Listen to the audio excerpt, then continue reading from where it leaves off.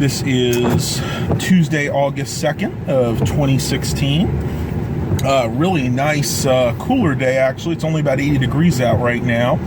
You can see probably in the background it is raining, so that kind of helps tribute to the cooler temperatures.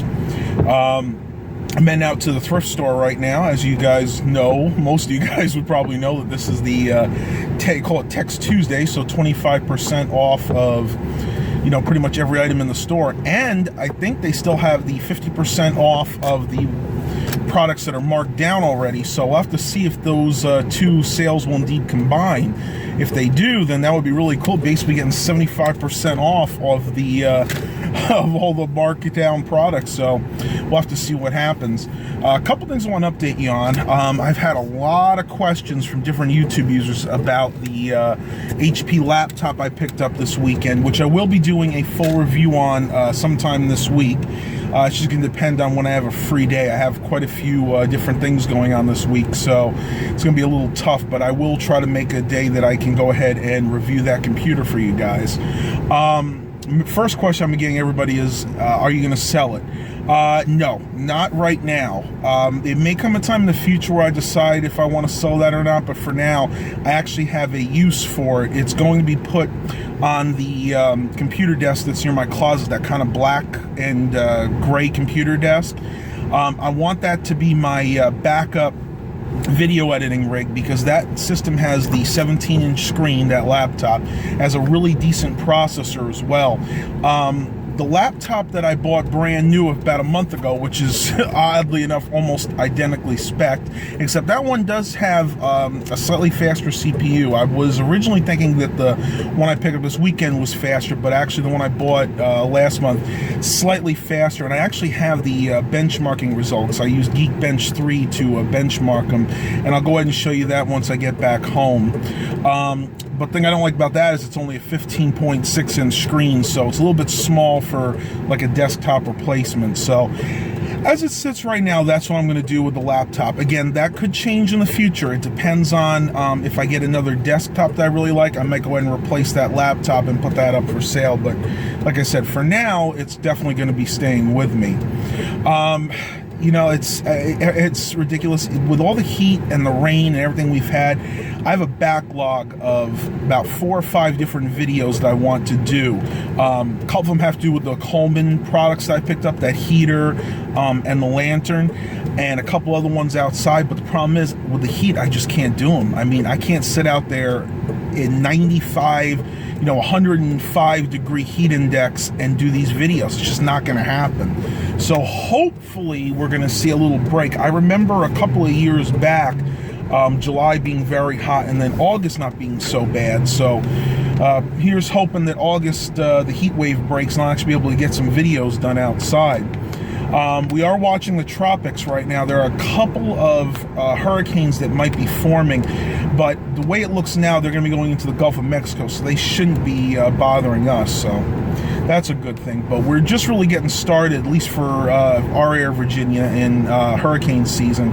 Usually doesn't ramp up until about August, and then it runs August, September, and then through November. I've even seen 1 or 2 start and hit us in October, but usually by October, it's cooled off, and the water is cooled off to the point where any hurricanes that get near us die out pretty quickly, because when you have a hurricane, the only thing that fuels that is the hot, warm water that is in the Atlantic. And as soon as that starts cooling off, let's say getting below, I don't know, 80 degrees, like if it goes towards like 75, 70 degrees, then there's just no fuel left for those hurricanes, and they just kind of fizzle out before they get to us. So we may actually get really lucky this year and not get hit at all, but we are overdue. I mean, the last big one that hit us was Irene back in 2011, and that really didn't hit us that bad either. We got that at maybe a category 1, and I remember we did lose power for a couple of days though, which made me very blessed that we actually have the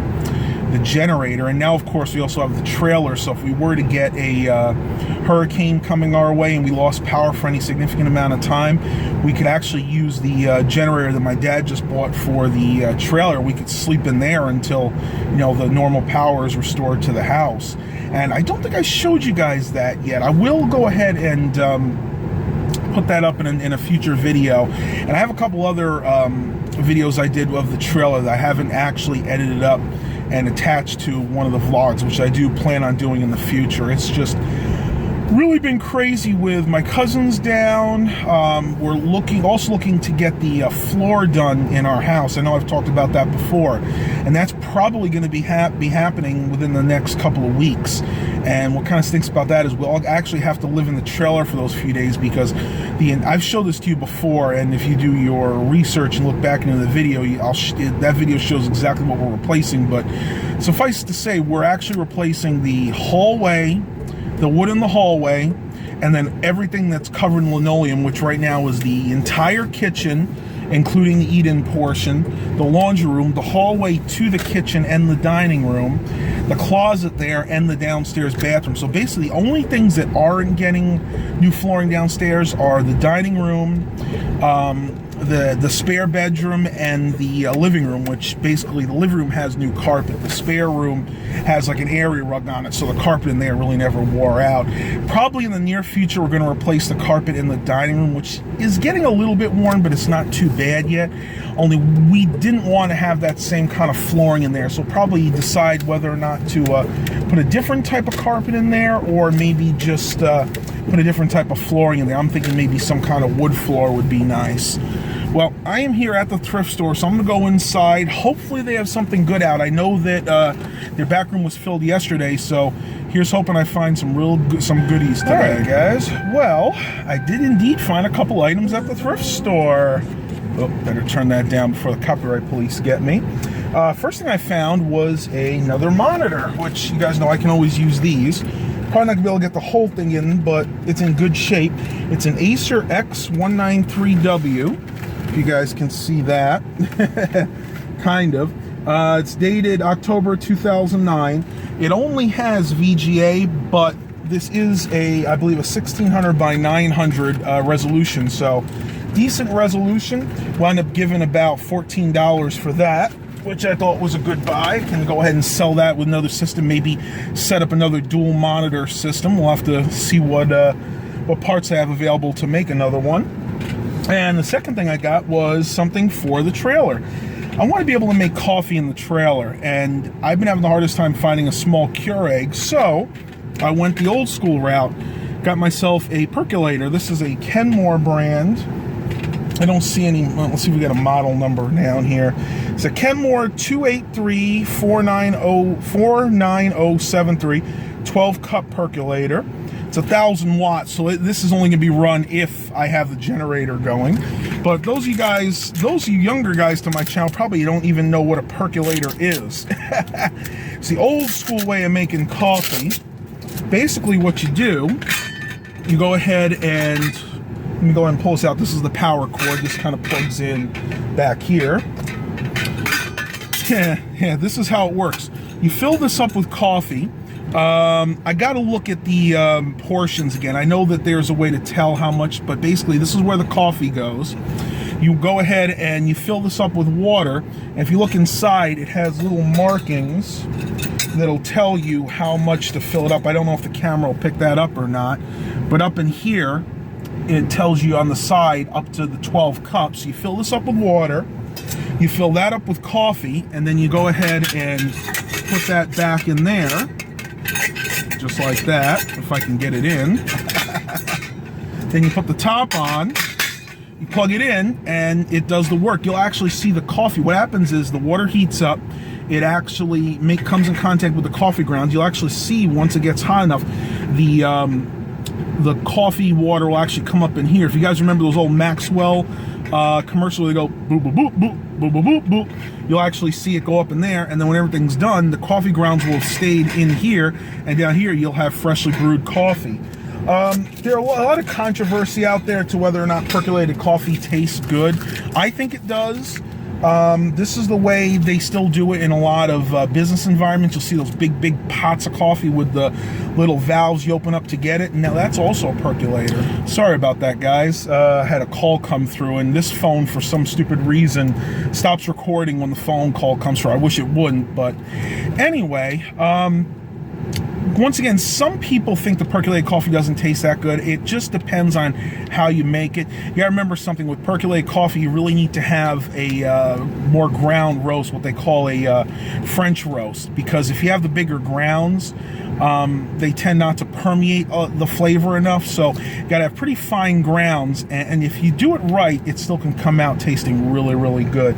Well, I'm gonna go ahead and see what this phone call was, and I will talk to you guys a little bit later. Guys, well, I'm heading over to a friend's house to help them out. Their printer stopped working, but I wanted to talk a little bit about, I want to say call this computer safety. Over the past few weeks, we've had some pretty serious thunderstorms around here. Ground level lightning, lots of rain, but it's the lightning specifically I want to talk about. In my area, there are two types of houses. The houses that have the connection for the power underground, like where we live, and then when you get a little bit more rural, they tend to have the traditional power poles, where you have the power lines, all the utility lines, talking power, phone, cable, all strung up on utility poles. Well, over the last week, I have had no less than 3 people call me saying that the computer that I repaired, set up for them, sold them, whatever, has stopped working. And in almost every case, it is because of lightning. I can't reiterate this enough, how important it is. If you live in an area where your power lines are above ground, do not forget to unplug your computers before a storm. Now, granted, I understand that's not always possible. You might be out of town, you might be at work, but if you're at home, and again, you see that there's a really bad, severe thunderstorm coming, make sure that you unplug your computer. Now, again, that's not as important for people that live in houses where the power is underground. Generally, you're pretty secure, because lightning, even if it hits the ground, is just literally going to be grounded before it even can get to the power lines. I just wanted to put this out because, again, this is a problem that has been ongoing around here for a long time. But very recently, since we've had these very severe thunderstorms with the sky-to-ground lightning, is what one of the news channels calls it.